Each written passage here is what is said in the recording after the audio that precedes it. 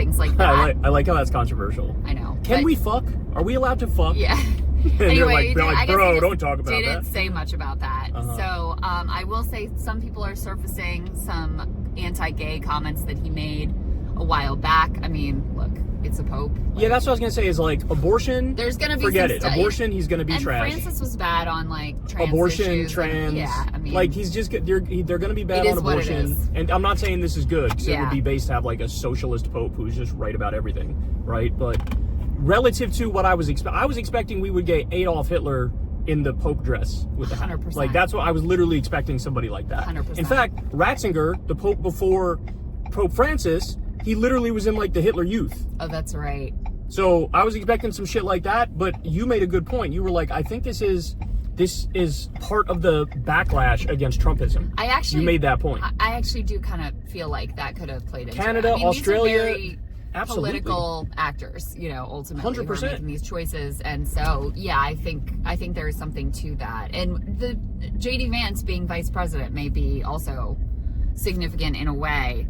It's sort of a rebuke of the, version of Catholicism that he has embraced. So I don't know. I don't want to read too much into it, but I think that is possible given it's an American who is clearly anti-MAGA, anti-J.D. Vance, pro-immigrant. That seems to be the topic that he spoke out about the most, which is obviously like very consistent with the teachings of the Bible.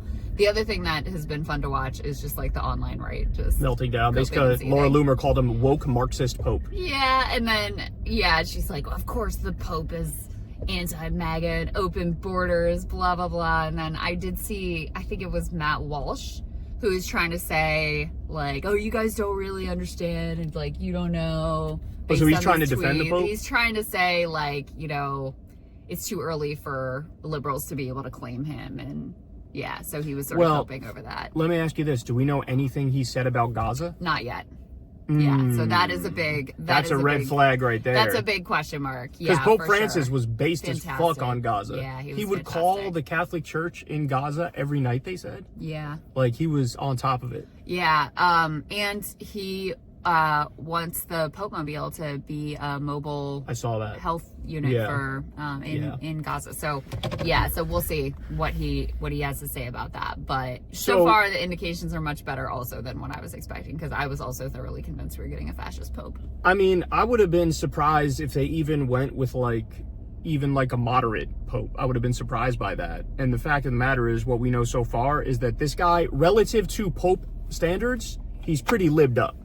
He's pretty lived up. That's what it looks like. You know what I'm saying? It's so wild too to be able to go through the social media profile of the Pope, of the incoming Pope, and be like, oh, he retweeted Chris Murphy, and he was fighting with JD Vance on Twitter. I mean, not directly going back and forth, but kind of basically. So yeah, it's kind of funny. It is funny. So we don't know. Abortion, he'll probably be bad. Trans issues, he'll probably be bad. Gay issues, he'll probably be bad. You got the ones that are almost, I wouldn't say certain, but very, very likely that's the case. Yeah. And then the issues you named are good ones. Gun control, immigration. The big red flag to me is nothing on Gaza that you've seen yet. But then again, we just may not have seen it yet. I mean, we're just getting the news now. Exactly. So. Yeah. So we'll see what's to come on that. But anyway, pretty interesting. Interesting moment. And Trump did tweet something about it, oh, it's going to be a great moment when I get to meet him. I'm looking forward to it. Congratulations. Yeah, I feel like the fact that he's American is one of those things where it's almost a hedge against, he may be a little liberal leaning, but he's an American. You guys like that, right? You know what I'm saying? Mm-hmm. To appease the American right. It's hey, we went with an American. You think there's a little bit of that going on there with how they picked? I don't know. But I do think that does play to Trump's psychology. Right. He feels like everything is about him, whether it is or not. And then, weirdly, with the Mark Carney election in Canada, even though Carney was elected as a rebuke of Trump, Trump seemed to just like that it was about him. So, I mean, it's sort of a similar thing here of oh, of course they picked an American Pope because I'm American and I'm great. I'm great. And so, of course, they want to be part of what we're doing here. I mean, I do feel like he would have that kind of a reaction. I guarantee you that it's within the room of the Cardinals who are deciding that it's it's very political in the sense that it's like, can we all accept? Who can all the factions accept? Like, who do we dislike the least, basically? Yeah. You know what I'm saying? Like, I'm sure there were some popes that were viewed as like, only like the left-wing cardinals like this guy and the conservatives fucking hate him. And I'm sure there were some in the other direction, like only the conservatives like this guy and the left-wing ones hate him. Yeah. And then this guy came along. I guarantee you that, like, he's been very interpersonally nice with all the conservatives, and the liberals probably like him because of his known liberal positions. And it was like all right, we can accept him. It was one of those things, because it's like any group of people trying to make a decision. It's like, you're usually narrowing it down based on like, who can all of us tolerate, since we all wildly disagree.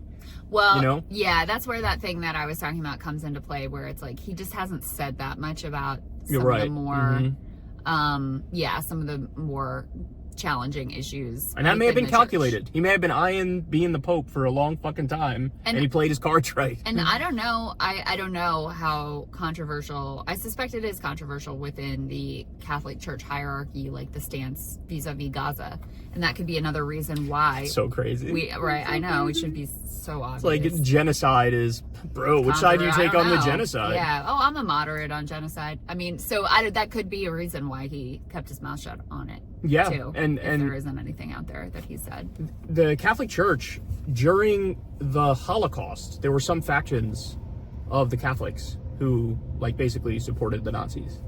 There were also ones that were opposed, but, you know, there's pictures of, you know, the Pope at the time with fucking Hitler and shit. Yeah, you know, that's right. So it's deeply political. All of it is deeply political, regardless. And inconsistent when it comes to genocide.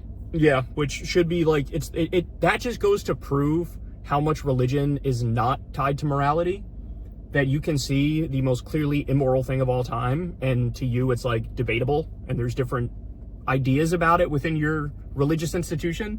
It's like, that's embarrassing. That's crazy. It goes to show you that, like, secular humanism is just objectively better.